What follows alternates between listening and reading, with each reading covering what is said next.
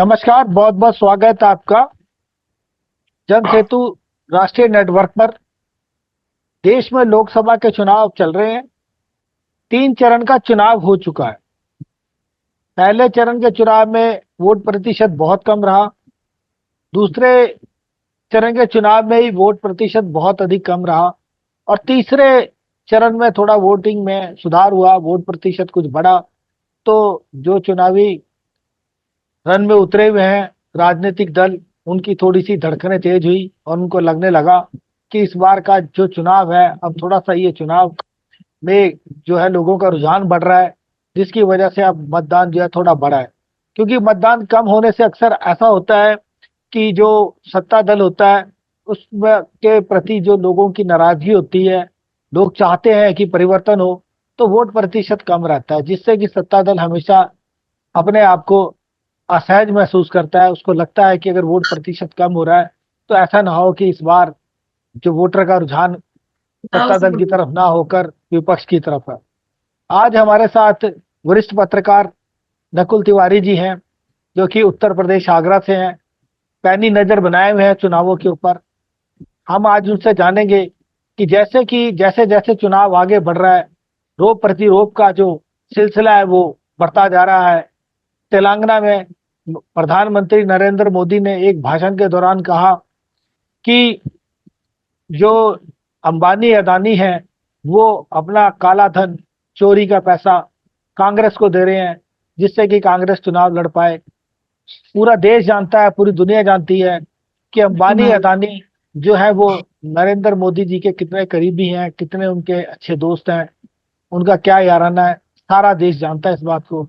लेकिन इस बात के ऊपर आज हम चर्चा करेंगे नकुल तिवारी जी से कि जो ये बात कही गई है प्रधानमंत्री के द्वारा, क्या इसमें कुछ संदेह लगता है, कुछ ऐसा लगता है कि अब जो हमारे प्रधानमंत्री जी हैं उनको ऐसा एहसास होने लगा है कि अब जो ये 2024 का रन है ये इतना आसान नहीं होगा। इस बार जो सत्ता है, जैसे पिछली बार सत्ता पड़ोस के विपक्ष ने दे दी थी, इस बार विपक्ष का गठबंधन बहुत मजबूत है, जिसकी वजह से ऐसा लग रहा है कि इस बार इतनी आसानी से सत्ता नहीं मिलने वाली है।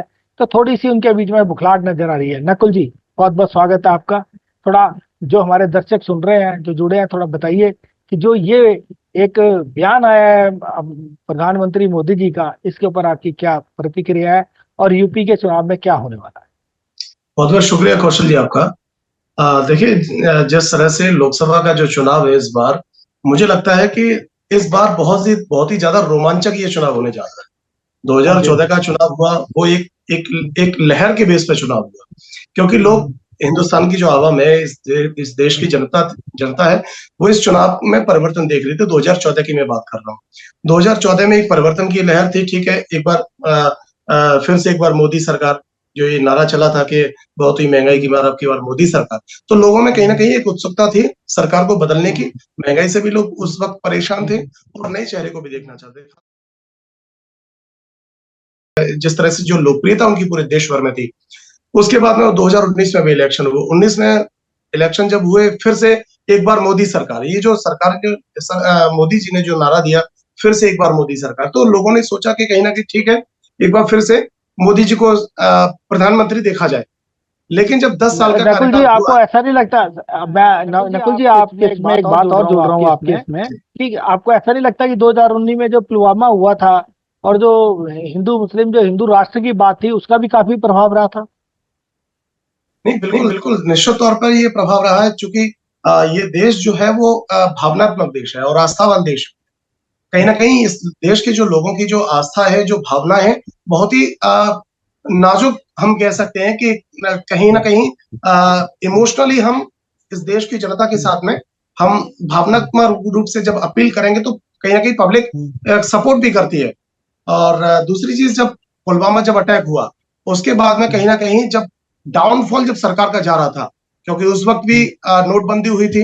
नोटबंदी के बाद में जीएसटी के फैसले हुए थे, जीएसटी के तमाम तरह की ऐसी चीजें हुई थी कि कहीं ना कहीं इस देश की जो जनता थी वो एक बैकफुट पे जा रही थी। प्रधानमंत्री मोदी का जो लोकप्रियता थी वो डाउनफॉल पे थी। लेकिन जैसे ही पुलवामा अटैक होता है 14 फरवरी 2019 को, उसके तत्काल बाद ही एकदम से देश की जो सिंपैथी है वो मोदी जी के साथ में चली गई।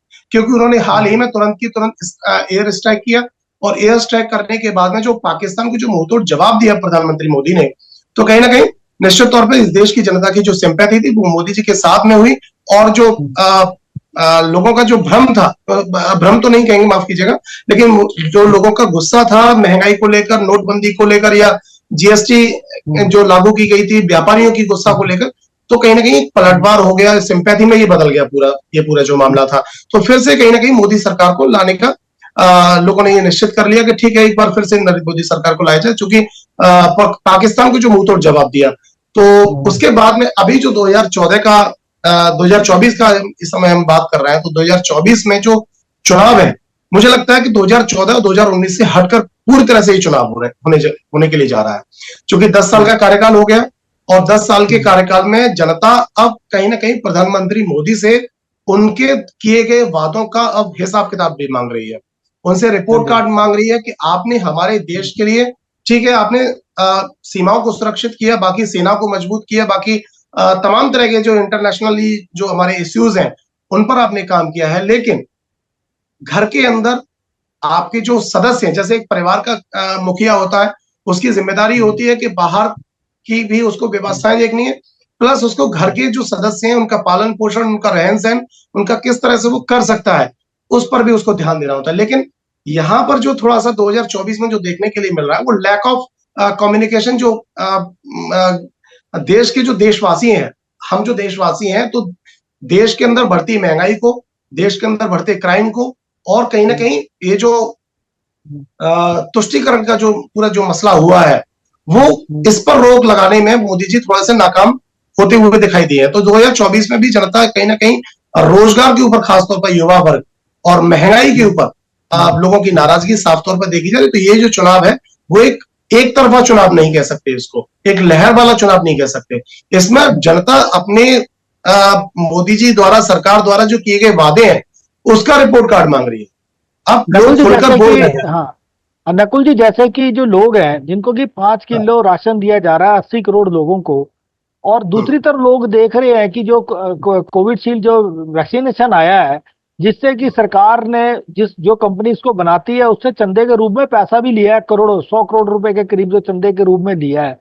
तो लोग अपने आप को एक ठगा सा महसूस कर रहे हैं कि हमें सिर्फ 5 किलो राशन देकर जो हमारे को जो एक ऐसा इंजेक्शन लगवाएगा जिससे कि लोगों की जान जा रही है, कोई डांस करते हुए गिर जा रहा है, कोई जिम करते हुए गिर जा रहा है, कोई खेलते हुए गिर जा रहा है, उनकी मौत हो जा रही है।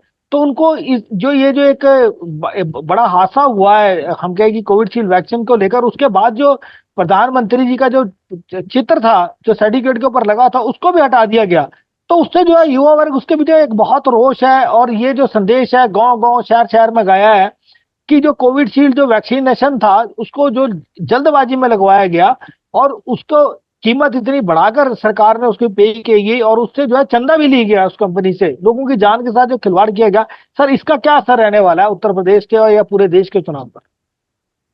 देखिए, कोविडशील्ड का जो मसला है वो भी हाल ही में जो उठ के आया, और उसको बनाने वाली कंपनी है उसने इस बात को स्वीकार कर लिया है कोर्ट में कि इससे जो होने वाले जो नुकसान है, खास तौर पर जैसे अटैक की शिकायत हो जाना या खून के थक्के जम जाना दिमाग के अंदर, तो ये जो उसने कंपनी ने स्वीकार किया कोर्ट के अंदर, देश में भी ये खबर को चला तो है, लेकिन लोगों के बीच में इस खबर को लेकर इतना ज्यादा मुझे नहीं लगता कि लोग इसको गंभीरता से ले रहे हैं, इस खबर को खास तौर पर। लेकिन हाँ, निश्चित तौर पर इसको कह सकते हैं कि कोविडशील्ड को लेकर जिस तरह से सरकार ने तमाम तरह की एडवर्टाइजमेंट की है कि फ्री में कोविड वैक्सीन हम लोग दे रहे हैं देशवासियों को, लेकिन इससे जो होने वाले जो नुकसान थे वो सरकार ने उस वक्त भी संजीदगी नहीं अपनाई, और इस पर टेस्टिंग जो होनी चाहिए थी प्रॉपर तरीके से, इस पर जो रिसर्च होना चाहिए था कि इसको लगाने से पहले सरकार की जिम्मेदारी बनती है कि आप अपनी देश की आवाम को कोई भी टीकाकरण करने जा रहे हैं, तो खासतौर पर ऐसी घातक बीमारी का जो टीकाकरण है जिससे देश की हजारों की संख्या में कहें तो लाखों की संख्या में लोग इससे मर रहे थे उस वक्त के दौर में। तो कहीं ना कहीं जब टीकाकरण सरकार कर रही है तो सरकार को टीकाकरण करने से पहले कई बार इसकी टेस्टिंग भी करानी चाहिए थी। ये बहुत बड़ी जिम्मेदारी है, और बहुत बड़ा मुझे लगता है कि गैर जिम्मेदारी वाला ये काम भी रहा सरकार का। तो टेस्टिंग इसकी बहुत जरूरी थी। टेस्टिंग होने के बाद में जब इसका टीकाकरण होता तो मुझे लगता है कि ज्यादा अच्छा होता। तो अभी आज की जो स्थिति जो बन रही है, जो परिस्थिति बन रही है, वो ये परिस्थिति उस वक्त देखने के लिए नहीं मिलती, ना ही इस वक्त ना ही उस वक्त, क्योंकि देश ने उस समय भी ये पूछा था कि ये जो टीकाकरण सरकार कर रही है, खासतौर पर विपक्ष के लोग और अखिलेश यादव मुखर होकर इस पर बोले भी थे कि ये जो वैक्सीन है हम भाजपा की वैक्सीन नहीं लगवाएंगे। तो इस पर भी काफी हो हल्ला मचा हुआ था, काफी कंट्रोवर्सी भी हुई थी। लेकिन उस वक्त जो देश जिस परिस्थिति में था, लोग मर रहे थे और उस वक्त किसी भी किसी भी वैक्सीन को अगर पार्टी के नाम से या व्यक्ति विशेष के नाम से जोड़कर जो देख रहा था, वो कहीं ना कहीं देश के विरोध में भी खड़ा होता हुआ दिख रहा था। ऐसा लोग विशेषज्ञ जो है और तमाम तरह के लोग कह भी रहे थे। तो इसीलिए इस पे ज्यादा मुझे लगता है कि उस वक्त इतना हो हल्ला मचा भी नहीं था, ना ही विपक्ष ने भी इस पर ज्यादा टेस्टिंग के लिए ज्यादा आवाज भी उठाई थी। लेकिन अब जो स्थिति सामने आ रही है, कोविड वैक्सीन को बनाने वाली कंपनी ने इस बात को स्वीकार कर लिया कि नहीं ठीक है साहब, ये जो वैक्सीन जो बनी है वो बिल्कुल निश्चित तौर पर घातक है और अटैक की शिकायत हो या खून के थक्के जैसी बनने वाली शिकायत हो, तमाम तरह की परेशानियां। सीरम कंपनी ने वापस भी ले लिया ना, वैक्सीनेशन वापस लेने के लिए भी कहा सीरम कंपनी। बिल्कुल वैक्सीनेशन वापस लिया। और तो मुझे लगता है कि ये जो चीजें हैं, तो अभी इस चुनाव में जनता इस खबर को इतना मुझे लगता है कि गंभीरता से नहीं ले रही है। तो क्योंकि प्रॉपर जो जैसे अभी इलेक्शन का दौर चल रहा है, अब इलेक्शन के टाइम पे ये खबर आ गई, तो जनता का जो मूड है अभी वैक्सीनेशन वाली जो खबर की तरफ कम है और चुनाव की तरफ ज्यादा है। क्योंकि ये जो चुनाव है वो एक किसी क्षेत्र का चुनाव नहीं है, किसी राज्य का चुनाव, पूरे देश भर का चुनाव है। तो मुझे लगता है कि देश की आधी से ज्यादा जो आबादी है उसका ध्यान इस चुनाव की हो रहा है, चुनाव वाली खबर की हो रहा है। तो नकुल जी, जैसे कि अभी आप देख रहे हैं कि जो उत्तर प्रदेश है, उत्तर प्रदेश को जो है कहा जाता है कि जो पार्टी उत्तर प्रदेश जीत लेती है, उत्तर प्रदेश में अगर बहुमत में आ जाती है, तो वो उसका जो है दिल्ली आने का दरवाजा खुल जाता है। और इस बार जो है उत्तर प्रदेश जो है फंसा हुआ लग रहा है भारतीय जनता पार्टी के लिए, इतना आसान नहीं लग रहा है। क्योंकि जो ठाकुरों का इसमें रोष है, किसानों का रोष है, अग्निवीर जो योजना चलाई है उसको लेकर रोष है, जो बेरोजगारों के ऊपर लखनऊ में कुछ अभी 1-1.5 महीना पहले ही जो लाठीचार्ज किया गया, युवाओं के बीच में रोष है। तो इस बार इतना आसान नहीं लग रहा है। जो ठाकुरों ने जगह जगह पर खाप पंचायतें करके जो कसम खाई, लोटे में नमक डाला कि इस बार भारतीय जनता पार्टी का वोट नहीं करेंगे, और वहां के जो सीएम साहब हैं, जो मुख्यमंत्री हैं योगी आदित्यनाथ, वो भी ठाकुर बरादरी से ही आते हैं। तो ऐसा क्या हुआ कि अमित शाह जी को क्या जो ठाकुर अपना योगी आदित्यनाथ जी है उनके ऊपर भरोसा नहीं है, उन पर विश्वास नहीं है कि अगर हम बात करें तो 1-2 दिन पहले ही रातों रात एक डिसीजन लिया जाता है और अमित शाह ने पूरी कमान जो है इस समय उत्तर प्रदेश की अपने हाथ में ले रखी है। और जो ठाकुरों से डैमेज कंट्रोल हुआ है उसके ऊपर पूरी तरह से जो है अमित शाह जी वर्क कर रहे हैं, उसको कंट्रोल करने की कोशिश कर रहे हैं। जैसे आपने देखा होगा कि मायावती के ऊपर दबाव बनाया गया और धनंजय सिंह जो ठाकुर बड़े एक नेता है, बहुबली नेता है, गद्दावर नेता है, उनकी जो पत्नी है वो चुनाव लड़ रही थी, उनका टिकट जो है रातों रात 1 बजे टिकट कटता है और उसकी जगह दूसरे व्यक्ति को रात को टिकट दे दिया जाता है। ऐसी बहुत सारे ठाकुर नेता है जिनको नकेल कस दी गई है, मायावती की नकेल कस दी गई है। तो क्या आपको लगता है कि भारतीय जनता पार्टी घबराई हुई है कि इस बार जो उनका जो वहां पे यूपी में है वो काफी जो हाल है वो खराब होने वाला है? इस पे आप क्या कहेंगे? देखिए, निश्चित तौर पर क्या नाम है, योगी आदित्यनाथ जी यूपी के सीएम है और जो ठाकुर जाति से भी आते हैं। लेकिन अमित शाह जी, आप जैसे आपने सवाल पूछा कि अमित शाह जी भी क्या योगी आदित्यनाथ से नाराज हैं? ऐसा नहीं, क्योंकि ये जो चुनाव है वो एक राज्य का चुनाव नहीं है, पूरे देश का चुनाव है। अब रही बात जो ठाकुर नाराज हुए या किसान नाराज हैं या युवा नाराज हैं, इसमें कोई दो राय नहीं है। मैं समझता हूं कि इसमें तो बिल्कुल कोई लाग लपेट वाली बात नहीं है, ये बिल्कुल 100% सत्य है। इसमें इस चुनाव में जैसे आपने देखा होगा कि जिस तरह से गुजरात वाली जो घटना हुई, पगड़ी उछालने वाली जो घटना हुई, उसको लेकर जिस तरह से पूरे देश में जो बवाल मचा, खासतौर पर राजपूत समाज ने, क्षत्रिय समाज ने पूरा लामबंद होकर इस पूरी घटना को भुनाया और इस पर पूरा एक लामबंद हो गई पूरी समाज। तो कहीं ना कहीं मुझे लगता है कि ये जो बयान जब दिया गया था क्षत्रिय समाज के ऊपर, तो वो कहीं ना कहीं ठाकुर समाज को नाराज करने के लिए काफी था। और इस समय ठाकुर जो पूरा समाज है पूरे देश का, पूरी तरह से भारतीय जनता पार्टी के बिल्कुल खिलाफ है और खासा नाराज भी है। और मुझे लगता है कि इस समय इस पूरी नाराजगी की जो खाई है, इसको पाटना इस सरकार के लिए बहुत ही मुश्किल होता हुआ दिख रहा है। इसके इधर अगर देखें तो किसान जिस तरह से लगातार उन्होंने प्रदर्शन किए पिछले 3 साल से किसानों के आंदोलन हुए गाजीपुर बॉर्डर पर, और तमाम तरह के जो यूपी के किसान थे, पंजाब के किसान थे, पूरे हरियाणा के किसान थे, और अभी हाल ही में जो किसानों का आंदोलन हुआ इलेक्शन से ठीक पहले, एक डेढ़ महीना पहले, उसमें पंजाब के किसानों ने हिस्सा लिया, फिर पंजाब के किसानों ने विरोध प्रदर्शन किए। तो मुझे लगता है कि किसानों की आवाज इस सरकार ने जिस तरह से ना सुनने का जो काम किया है, जानते हुए भी कि किसान हमारे दिल्ली के बॉर्डर पे हैं और वो इस प्रधानमंत्री से अपनी बात को कहना चाह रहे हैं, लेकिन प्रधानमंत्री जी किसानों की बात को सुनना ही नहीं चाहते। एक ये होता है कि कम्युनिकेशन जब होता है, आप इस देश के प्रधानमंत्री हैं, आप किसानों के भी प्रधानमंत्री हैं, आप व्यापारियों के भी प्रधानमंत्री हैं, आप सभी के प्रधानमंत्री हैं। तो ये आपकी जिम्मेदारी भी बनती है कि सरकार किसानों से बैठकर आप बात करें, किसानों की मांग क्या है। अगर एमएसपी की बात है तो आप उस पर कोई लेकिन ना कोई नकुल आप जी, ऐसा। वो तो जब ये बात कही गई थी, जो एक गवर्नर थे सतपाल मलिक जी, जब प्रधानमंत्री जी से उन्होंने कहा कि जाके किसानों से बात करो, तो प्रधानमंत्री जी ने दो टूक जवाब दिया था कि जो किसान अगर बॉर्डर पे मर रहे हैं तो मेरे लिए थोड़ी मर रहे हैं। उन्होंने उनसे बात करना था, कुछ इतनी समझाता उस समय। तो उस बात को लेकर कितनी नाराजगी है किसानों में। नहीं, निश्चित तौर पर ये जो बयान था काफी दुखप्रद था। किसानों की दुखती जो रग है उस पर प्रधानमंत्री जी ने हाथ रखा। तो मुझे लगता है कि ये जो बयान था कि वो किसान मेरे लिए नहीं है, जो तो सत्यपाल मलिक जी का जो लगातार उन्होंने किसानों का समर्थन किया उस वक्त, और किसानों के साथ में लगातार वो खड़े भी रहे, लेकिन प्रधानमंत्री जी की इस तरह से प्रतिक्रिया सामने आना तो निश्चित तौर पर किसानों को नाराजगी का जो अवसर देता, और किसान इस समय बहुत ही रोष में भी है। किसान, मुझे लगता है कि अगर आप सर्वे करके देखेंगे तो किसान इस वक्त भाजपा से पूरी तरह से नाराज है। राजपूत समाज नाराज है ही है। बाकी युवाओं की अगर बात करें तो युवा तो बिल्कुल, खासतौर पर ये जो अग्निवीर योजना है, अग्निवीर योजना को लेकर तो युवा एकदम से नाराज है। क्योंकि मैं आपको बता दूं कि जैसे कि मैं उत्तर प्रदेश में हूँ, और उत्तर प्रदेश में इस समय काफी हाई वोल्टेज चुनाव चल रहा है। फतेहपुर सीकरी लोकसभा सीट पर को हमने पूरा कवरेज किया पिछले इलेक्शन शुरू होने से पहले ही। तो हमने जब गांव-गांव में जाकर, घर-घर जाकर, खासतौर पर युवाओं से जो हमने बात की, मोटा मोटी 99% हम कह सकते हैं, 100 में से 99% एक ही बात सब युवाओं की सामने आई है, वो है अग्निवीर योजना और बेरोजगार। अग्निवीर योजना जो 4 साल की इन्होंने सरकार ने बनाई, उसको लेकर युवा काफी नाराज है, और पूर्ण रूप से भाजपा के विरुद्ध में जाके खड़ा हो गया है। युवा बिल्कुल ठोक कर कह रहा है इस बात को कि हम भाजपा को वोट नहीं देंगे, क्योंकि अग्निवीर योजना है वो 4 साल की कर दी। हम इतनी मेहनत करते हैं, सुबह 4 बजे उठकर हम दौड़ भाग कर रहे हैं, दौड़ रहे हैं, और लगातार हम अपना जो पूरा संघर्ष है नौकरी पाने के लिए कर रहे हैं।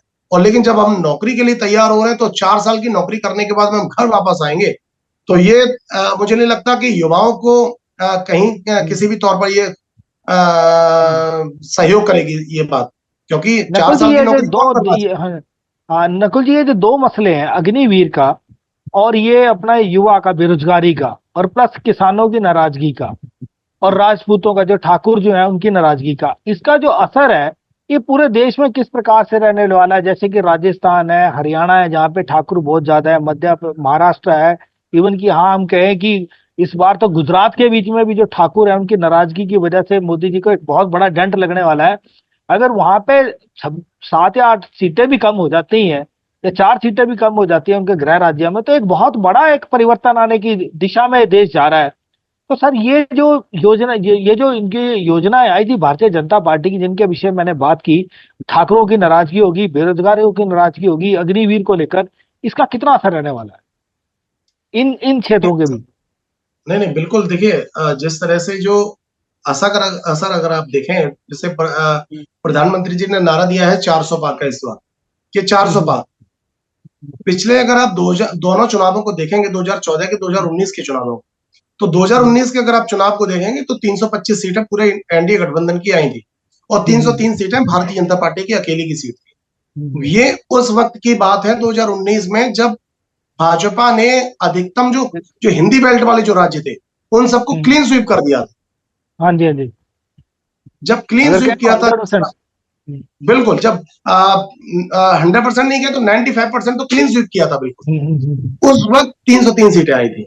लेकिन इस बार जब उस वक्त जब मोदी जी की लहर थी, लोगों का एकदम से रुझान था सरकार के लिए, मोदी जी को दोबारा से प्रधानमंत्री बनाने के लिए।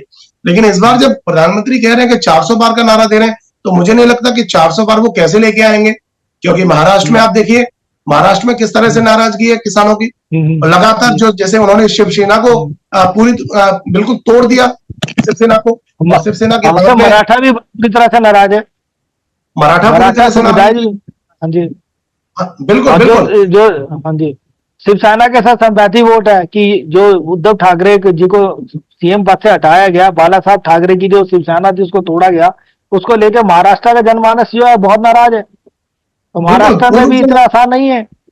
नहीं नहीं, बिल्कुल पूर्ण रूप से नाराज है। महाराष्ट्र में शिवसेना के जो पूरा उन्होंने पूरा एक जो दल था वो पूरी तरह से अलग कर दिया, उसको तोड़ दिया, सीएम पद से उनको हटा दिया। जोड़ तोड़ वाली राजनीति इनकी चल रही है। सरकार बनी हुई सरकारों को ये तोड़ देते हैं, विधायकों को खरीद लेते हैं। तो मुझे लगता है ये लोकतंत्र के साथ में खिलवाड़ हो रहा है। तो इस तरह से चुनी हुई सरकारों को आप गिरा देंगे और आप ये सोचेंगे कि आप किसी भी राज्य को आप फतेह कर लेंगे क्लीन स्वीप करके, तो मुझे नहीं लगता कि ये बड़ा आसान होगा, क्योंकि जनता तो सब देख रही है। आप ठीक है, आपने विधायकों को खरीदा, आपने अपने पाले में ले लिया और सरकार को गिरा दिया, आपने अपनी सरकार बना ली। लेकिन जनता ही वोट करती है 5 साल के बाद, और 5 साल के बाद में जब जनता वोट करती है तो वो सारा कुछ सोच समझ कर करती है कि ये वही सरकार है जिसने हमारी सरकार को, चुनी हुई सरकार को इन्होंने तोड़कर अपनी सरकार को बना लिया। अब गुजरात में देखें, गुजरात में भी इन्होंने क्या नाम है, अब ये मुझे नहीं लगता कि पूरी सीटें लेके आ पाएंगे। महाराष्ट्र में लेके आ पाएंगे, राजस्थान में 25 से 25 क्लीन स्वीप कर पाएंगे, पंजाब को जीत पाएंगे, उत्तर प्रदेश को 80 सीटें हैं, 80 सीट में से ये कितना लेके आएंगे जब वो 62 सीटें लेके आएंगे। और इस बार इतनी नाराजगी युवाओं, उत्तर प्रदेश के किसानों में, युवाओं में, और खासतौर पर ये राजपूत जो समाज पूरा लामबंद हुआ है।